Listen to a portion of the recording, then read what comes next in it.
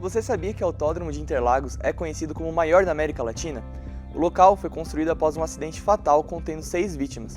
A construção do autódromo teve o objetivo de manter a segurança do público e dos pilotos. Durante a pandemia da Covid-19, houveram diversos questionamentos sobre a utilidade do autódromo e se gerava lucro para a prefeitura. Diante disso, a busca pela privatização do autódromo aumentou. O complexo leva o nome do ex-piloto de Fórmula 1, José Carlos Patti, desde 1985. A homenagem foi feita por conta de sua morte, em 1977. Interlagos, nas Voltas da Paixão, é um documentário que mostra a importância que o complexo de Interlagos tem para o esporte brasileiro e para a vida das pessoas, criando milhares de histórias emblemáticas. A reportagem também mostra a paixão que o público tem com o autódromo e, ao contrário do que muitos pensam, é um lugar que tem outras utilidades que apenas corridas, podendo também gerar lucro. Este foi o tema escolhido pelo jornalista Gabriel Rodrigues para a realização de seu trabalho de conclusão de curso aqui na Universidade Presbiteriana Mackenzie. Eu sou Nathan Hadatz e o Mac Entrevista está só começando.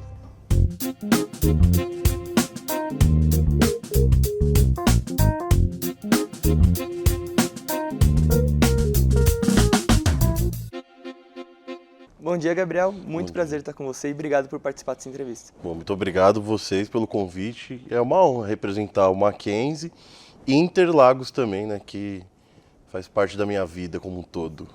E como que surgiu essa ideia do seu TCC sobre Interlagos? Você já acabou de falar que faz parte da sua vida. Como que surgiu tudo isso? Cara, minha relação com Interlagos ela é legal, é interessante porque eu com 5, 6 anos comecei a frequentar o autódromo. Era uma coisa de pai e filho ali, um fim de semana, quando as corridas ainda não podiam entrar com o carro dentro do autódromo, o público podia fazer um churrasco, levar as crianças, tomar uma cerveja, tomar um refrigerante, fazer a festa toda ali dentro da arquibancada.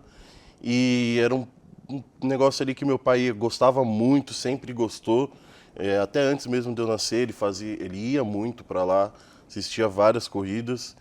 E eu fui crescendo e acompanhando, até que eu entrei na faculdade pensando em trabalhar com automobilismo, pensando em seguir essa carreira aí que eu comecei desde criança e graças a Deus deu tudo certo, eu consegui conhecer bastante do autódromo.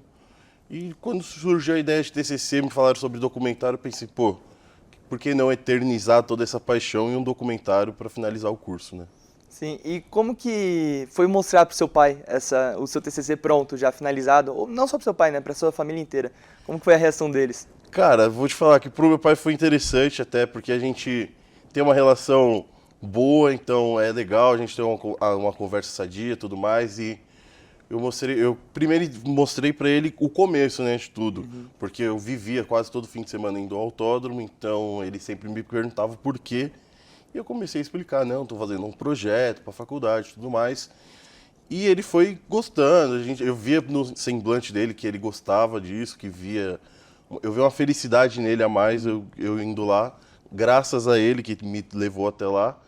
E teve gente da minha família que só descobriu durante a apresentação do TCC também, então tem esses dois lados, né? Uns gostaram muito e outros ficaram surpresos quando viram o projeto inteiro. E quando você ia pro autódromo, né, antes de fazer o TCC e tudo mais, você ia só para ver Fórmula 1 ou você ia ver outras corridas ou alguns outros eventos? Como que era? Não, acho que até pelo contrário. A Fórmula 1 foi uma das últimas que eu assisti no autódromo, em loco, né? Eu sempre fui para assistir, nunca fui com intenção de, vou trabalhar, vou fazer isso. Eu falo que foi mentira, mas eu acho que depois que eu entrei na faculdade eu comecei a ver o automobilismo de uma outra maneira. Antes eu ia muito para assistir a Stock Car, acho que quando eu era criança, no caso, eu via, ficava torcendo, esse carro aqui vai ganhar o número tal, e brigava com o meu irmão, que um vai ganhar, o outro não vai, não sei o quê, no final dos contos nenhum dos dois acertava, então tava tudo certo. E foi com a faculdade mesmo que eu comecei a ver o automobilismo de uma maneira mais profissional, né? Aí com o TCC eu comecei a ir para Interlagos, tirar algumas fotos, conhecer um pouco do público, e me adaptando mais a essa parte profissional do espetáculo em si. É que Interlagos não é só, tipo, a corrida lá e pronto e acabou, né? Tem todo o contexto, né, que tem. E Interlagos ele surgiu a partir de um acidente, Sim. né? E como que foi exatamente isso? Foi um acidente lá que aí depois virou uma pista ou foi um acidente em outro lugar que depois construíram o autódromo? Não, é que São Paulo sempre foi uma capital grande, assim, então esses centros grandes trazem atração de público para esses espetáculos. E a corrida não foi em Interlagos, a corrida, se eu não me engano, foi no centro da cidade, não me recordo muito bem. Mas depois de um acidente, igual você disse na abertura, que houveram 6 mortes ali. Se eu não me engano, a Erundina, que ela começou a ter esse plano junto com um arquiteto francês e um engenheiro também inglês ou francês, não me recordo ao certo. E eles criaram esse projeto para ter o autódromo ali na região da Zona Sul, que antigamente era bem mais difícil o acesso, então era uma parte excluída da cidade, e você conseguia ter um espaço grande para se criar um autódromo, porque realmente é necessário um espaço grande para se criar um autódromo. Então ali foi criado o início do projeto, sem ser o que é Interlagos hoje, né? O início de tudo, se eu não me engano, o autódromo era maior, a pista era mais complexa, mas também não tinha tanta segurança quanto tem hoje em dia, né? Certo. E o autódromo hoje é da prefeitura, mas também está correndo esse burburinho, né, de virar privatizado e tudo Sim. mais. Se for privatizado, ainda consegue ser rentável? Quais seriam os prós e os contras disso tudo? Cara, até foi uma discussão que eu tive comigo mesmo durante o projeto, tentar entender essa parte da privatização ou não, quais são os prós e os contras, né? Eu acredito que tenha mais contra do que pró. Um exemplo disso é o Autódromo de Curitiba, que foi privatizado e em menos de um ano foi fechado, virou conjunto habitacional e ninguém quis saber. Então, assim, isso já contando com relatos dos entrevistados mesmo do projeto, privatizar é uma coisa que pode ser boa, mas depende muito da cabeça de quem vai tomar conta dessa privatização, quem vai ser o responsável. Se o cara for um amante pro automobilismo, ele gostar ali do espetáculo, gostar do autódromo, mesmo sabendo que não vai ser sempre que vai estar lotado o autódromo, mas ele gostar do esporte, vai ser algo rentável, claro, ele trazendo mais público, tentando trazer algum outro espetáculo ou outro, como o Lollapalooza, que agora está no autódromo.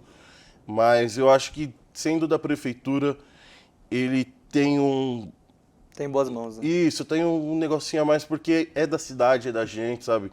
Não, a gente não vai se preocupar de acontecer alguma coisa muito catastrófica lá dentro, tipo uma mudança muito radical, porque a prefeitura vai cuidar exatamente para esses grandes shows que, como são a Fórmula 1, como é o espetáculo da Stock Car, da Copa Truck e também do Lollapalooza, para mudar um pouco aí, não deixar só corrida dentro daquele espaço gigante que é Interlagos, né? E não só para não fugir muito tempo, mas dando um exemplo, é o que aconteceu com o Pacaembu, né?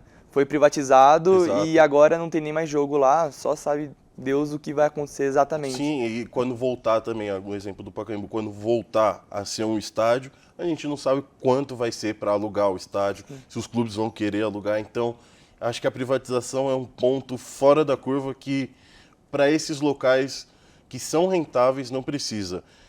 Interlagos, ele já é rentável por si só, né? Eu acho que não precisa necessariamente de uma privatização. Os shows que acontecem lá agora, por exemplo, o Lollapalooza, foi um sucesso. Da última edição já tinha sido, antes da que teve esse ano, e desse ano mais ainda, e a crítica, assim, geral, internacional, amou, o público amou, por ser um espaço grande. Esse ano, eu acredito que no outro também, tivemos 2 palcos diferentes, então o público podia transitar de um lugar ou outro. E Interlagos, como corrida, é histórico para todo piloto, para todo mundo que conhece automobilismo. Então, não tem por que privatizar. Sim, e na questão do Lollapalooza só tende a crescer, né? Sim. Já teve ano passado, já foi um ponto inicial, né? Agora já está evoluindo e daí para frente acho que só cresce, né? Sim, e o Lollapalooza, ele é um dos maiores eventos de show que tem na América do Sul. Ele traz grandes bandas, grandes músicos, e o público vem do Brasil inteiro, que sai da América Latina inteira. Isso se dá igualmente com a Fórmula 1. A Fórmula 1, a única pista que a gente tem atualmente na América do Sul é Interlagos. Então, eu quando fui ano passado e ano retrasado, em 2021 e 2022, foram as minhas 2 primeiras vezes a ter ido a Interlagos para ver Fórmula 1, e lá você encontrava argentino, colombiano, equatoriano, chileno, de todas as nacionalidades e regiões do Brasil também. Então, você estava aqui assistindo, tem um cara com a camisa do Flamengo do seu lado, o cara com a camisa do Atlético, o cara com a camisa do Sport, e todo mundo conversando numa boa, dando Se vacilar, risada. vê até o cara com a camisa do Boca, outro da Universidade do Sim, Chile. Por aí. argentino pendurando bandeira sendo zoado por isso. Não tem um motivo assim para ser algo revoltoso com o futebol, essas brigas e tudo mais. Mas esses 2 espetáculos em si, eles já rendem, já pagam o autódromo o ano inteiro. A Fórmula 1 e o Lola. Isso, a Fórmula 1 e o Lola já pagam o ano inteiro do autódromo. Principalmente a Fórmula 1, que é o maior evento do Brasil atualmente, rende cerca de 1 bilhão para a cidade de São Paulo no total. Então, não só para o autódromo, rende em questão de hotéis, transporte público, movimenta o comércio perto do autódromo, então é algo muito rentável para a cidade que não pode sair daqui. Já tentaram tirar daqui, mas não pode sair daqui. Acho que nunca vai, viu? Você citou no seu trabalho uma fala do Hamilton, que fala que o esporte está ficando cada vez mais para rico, né? A Fórmula 1. Você acha que essa situação que o Brasil está vivendo, né? Essa crise que a gente está vivendo, pode atrapalhar para surgir um novo piloto, ou até o público mesmo acompanhar tudo isso? Cara, não só a Fórmula 1, como o esporte mesmo em si está ficando algo muito... Sempre foi, na verdade, né? Algo muito de uma elite. É muito caro você ter um carro atualmente. O povo mesmo em si já é caro para você ter um carro para andar na rua. Agora imagina para você ter um carro para andar numa pista onde você tem que treinar, e você treinando, você vai gastar combustível, você vai gastar com o carro e você vai gastar pneu também, que é muito caro aqui no Brasil. Então continua sendo um esporte de elite, digamos assim, que não dá muitas oportunidades como o futebol, por exemplo, que um garoto pode nascer no meio de uma favela, no meio de algum lugar, e se tornar um jogador grande. Claro, também a concorrência é muito maior, mas pro automobilismo é bem difícil, e eu acho que isso só tende a crescer porque, querendo ou não, depois da pandemia, ficou muito escasso essas coisas de peças, de reposição, então o valor vai aumentando muito e vai ficando cada vez mais caro.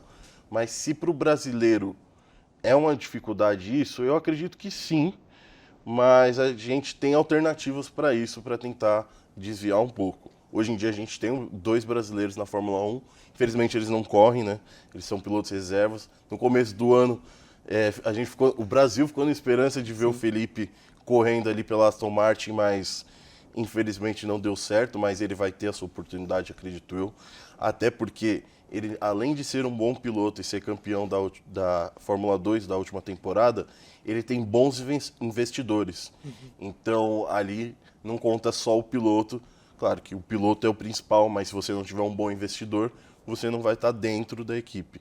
Exemplo também do Fittipaldi, que também é outro brasileiro que tem um nome muito forte, tem investidores fortes, mas ainda também não teve a sua oportunidade de firmar uma temporada na Fórmula 1. Então, para o brasileiro, pelo que eu vejo assim, de serviços e tudo mais, a gente tem a Fórmula 4 hoje em dia, que é licenciada pela própria FIA no Brasil. Então, é um caminho para os jovens trilharem essa sua caminhada até a Fórmula 1, a tão sonhada Fórmula 1. É que também tem essa questão que todos os pilotos falam que gostam de correr por aqui, até pela questão do Senna e tudo mais, tem esse peso. Mas aguarda um pouquinho que a gente já volta, vai passar para o intervalo rapidinho. O Mac Entrevista volta já.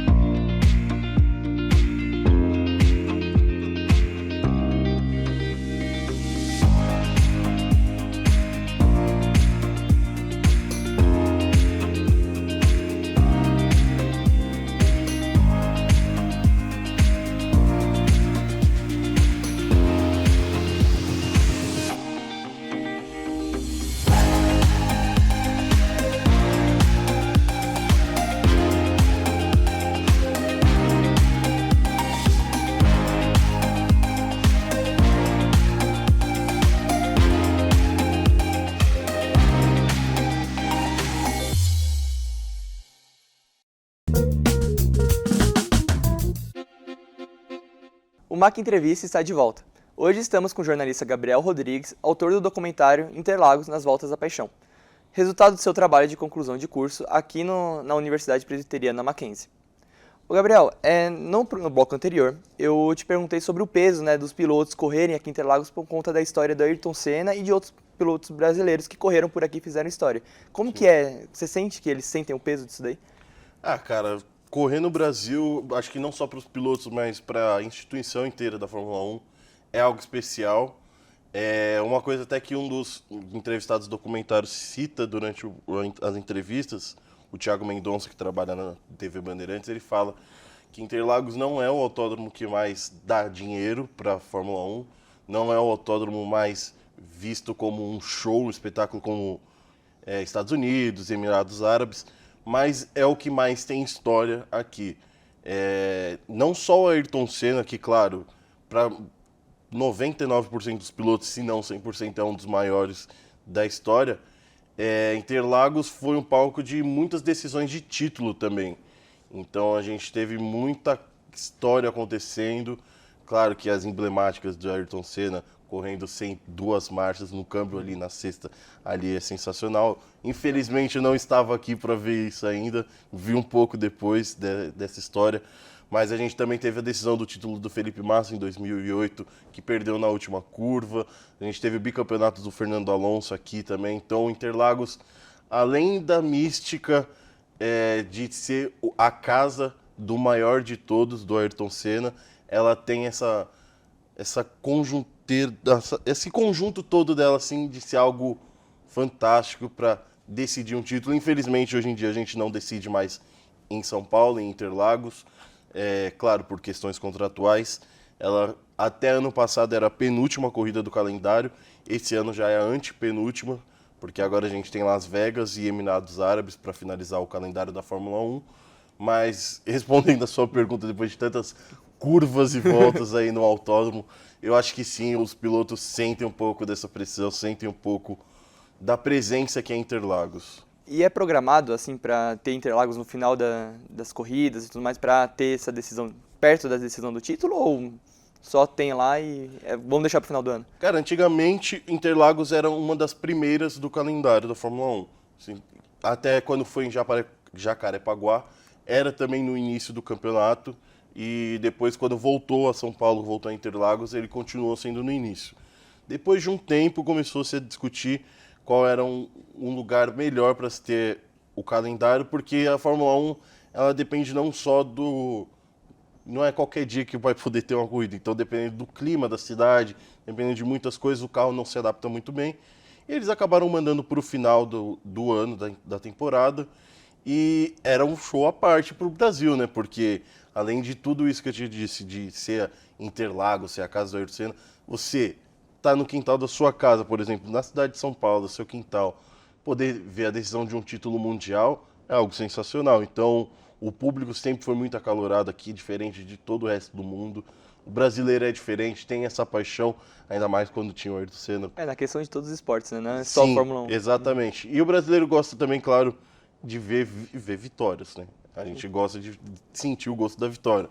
Mas quando não vem também, o público vai, o público do automobilismo é um público fiel. E hoje em dia, ainda mais, o automobilismo está conseguindo captar novos públicos. Então isso é fantástico para a questão do automobilismo inteiro. Aquela paixão que a gente tinha antes, ali em meados dos anos 90, finalzinho dos 2000, no início dos 2000, desculpa, tá voltando essa paixão, mesmo sem ter um brasileiro lá. Dá pra ver, porque eu nunca acompanhei muito Fórmula 1. Agora, nos últimos anos, eu venho acompanhando mesmo sem ter um piloto brasileiro. Você acredita que se o Drogovic, por exemplo, entrar, ou o Fittipaldi entrar, os mais jovens voltam a querer gostar, ou isso aí é a parte? Cara, eu acredito que sim e também não. Eu acho que a paixão já está acontecendo. É claro que se você tiver um brasileiro lá, para você chamar um público é muito melhor. Você falar, pô, tem um brasileiro correndo aqui, vamos acompanhar ele, vamos ver como que é a vida dele, vamos torcer por ele. Ainda mais se ele tiver numa equipe boa, né, uma equipe competitiva. Aí é melhor ainda, mas mesmo se não tiver, não tem problema. Acho que muito se dá por conta da série, né, que foi criada, o Drive to Survivor, da Netflix, que aproximou mais esse mundo, o público do mundo da Fórmula 1. Porque antigamente, quando tinham transmissões, né, na Rede Globo, a emissora transmitia a corrida e acabou. É pódio, acabou. Isso é normal. Hoje em dia a gente já tem um pré-evento, a gente já tem um pós-evento com a Bandeirantes. E essa série trouxe mais proximidade ainda com o automobilismo em geral, principalmente com a Fórmula 1, claro. E outras categorias já estão criando também outras séries para tentar ali chamar um pouco mais de público. Também. Eu vejo, consegui ver que ano passado eu fiz uma pré-projeto de pesquisa sobre a Fórmula 1 e eu vi essa transição que foi da Globo para a Band. E teve mesmo esse aumento e tudo mais. A Band fez um negócio muito legal, né, em questão de cobrir a Fórmula 1, principalmente aqui em Interlagos, né? Não só a cobertura, mas eles também deram sorte, né? É. Porque o ano que foi para o Bandeirantes foi o ano que mais teve a disputa de Hamilton e Max Verstappen. Então, eles conseguiram unir o útil ao agradável com sorte.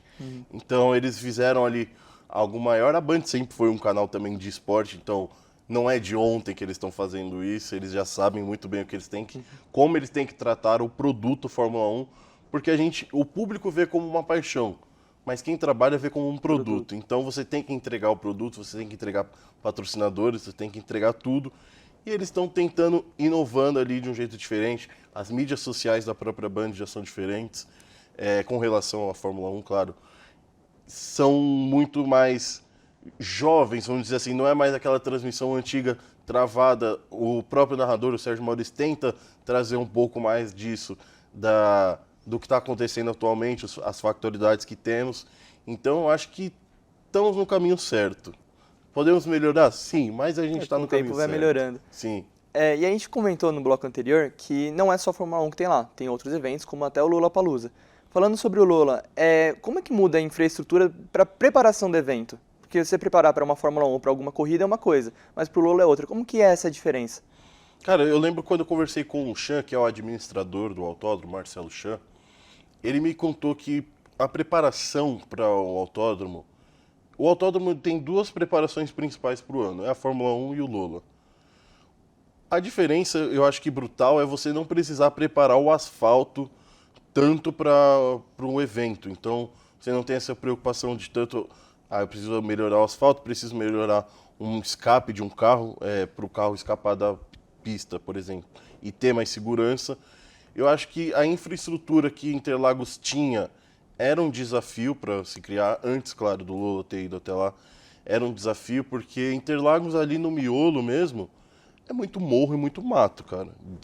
De verdade, ali tem muita parte que é mato que você olha e você fala, pô, como é que vai sair um evento daqui desse tamanho do Lola? Então, acho que foi um desafio muito bom para Interlagos. Tem a aprovação do público, então eu acho que o pior de tudo é você saber acompanhar um outro tipo de público, porque o público vai entrar na pista, você tem que ter outras entradas ali para esse público, umas outras saídas de emergência para esse público, não é a mesma coisa que eu ter uma corrida, e o público da corrida está só na arquibancada. Ali no Lola está todo mundo junto no meio, ali. tá todo mundo aglomerado lá. Exato, em frente ao palco, então é tudo diferente. Eu acho que mais essa questão de saídas de segurança, para você ter um evento que passe essa segurança que necessita. Pela sua grandeza, ele precisa de muita segurança. Então, acredito que esse seja o maior desafio para Interlagos. E voltando um pouco para a Fórmula 1 agora e outros eventos de corrida, você comentou agora comigo que tem a melhorar ainda a preparação da cobertura da midiática nos eventos, né? O que falta? O que você acredita, tipo assim, se fosse eu na Band agora, o que eu poderia fazer para melhorar? Pô, cara, eu vou te falar uma coisa. Eu tenho muitos pontos que eu acho que posso melhorar. Eu até trabalho com isso atualmente, então, se caso alguém da empresa esteja vendo, não estou criticando ninguém, tá? Não, brincadeiras à parte. Eu acho que assim, a cobertura ela é boa, porém tem algumas coisas que não tem como trazer ainda para o Brasil. Eu acho que muito para a gente pegar um público mais jovem atualmente, tem que se igualar com o que a gente vê num videogame, por exemplo. Mudanças de câmera.